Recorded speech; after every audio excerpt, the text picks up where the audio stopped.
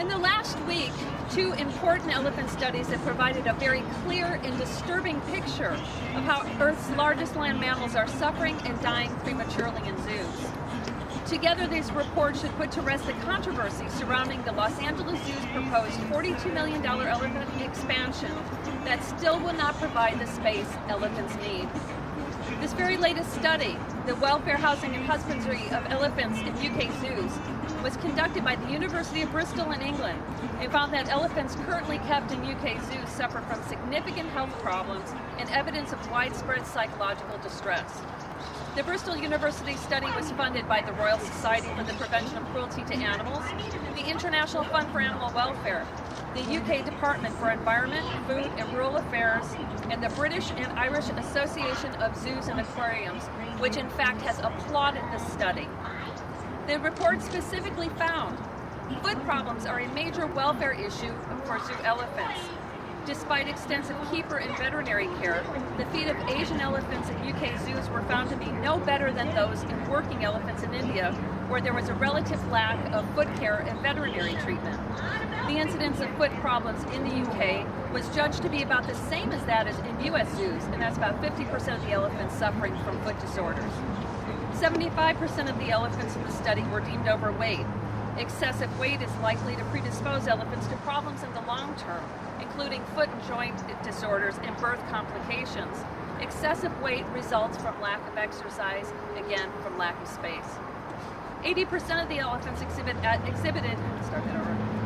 80% of the elephants exhibited abnormalities in their gait, including mild to severe lameness. This percentage echoes a study in North American zoos that found that 70% of elephants suffered from musculoskeletal disorders. And at last, more than half of the elephants displayed abnormal, repetitive behaviors. What's important is that the study found these behaviors were not due solely, and in some cases at all, to historical considerations. A separate scientific paper published in Science magazine echoed these findings across the entire population of female zoo elephants in Europe. This paper is the most comprehensive scientific study of its kind and concluded that zoos significantly shorten elephants' lives. The report found that adult elephants in European zoos die younger than those in the wild in Africa or working in timber camps in Burma, and that elephants born into zoos, particularly endangered Asian elephants, have a poor chance of survival. The study cites obesity and or stress as key factors. While the science study focuses on elephants in European zoos, previous zoo industry studies have shown that those elephants While the science study focuses on elephants in European zoos, previous zoo industry studies have shown that these elephants live longer than their North American counterparts. Available data for North American zoos bear out the findings both of the Bristol and the science reports. For example, the breeding of Asian elephants in North American zoos has been disastrous.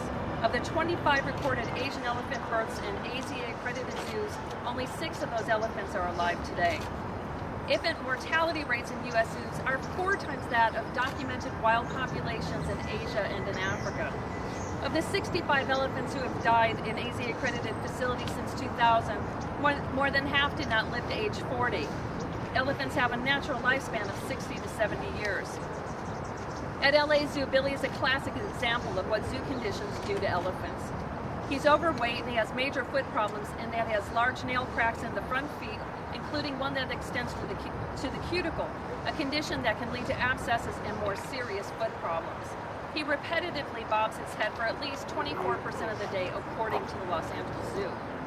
There is no evidence whatsoever that spending $42 million on an exhibit will give Billy There's no evidence whatsoever that spending $42 million giving Billy slightly more space will save him from continuing to suffer both physically and mentally, or to prevent his premature death.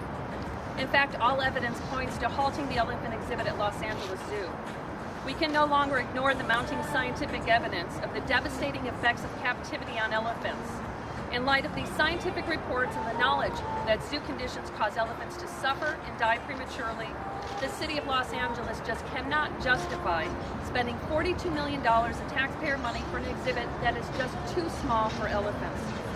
If we are to truly help conserve elephants, Surely the way forward is to encourage conservation efforts in Africa and Asia rather than condemn elephants to shortened and unhealthy lives in zoos. It's absurd for zoos to claim they're saving these endangered animals when they're killing them decades before their natural time. It's time to shut down the elephant exhibit at LA Zoo and send a lone elephant Billy to a sanctuary. Thank you.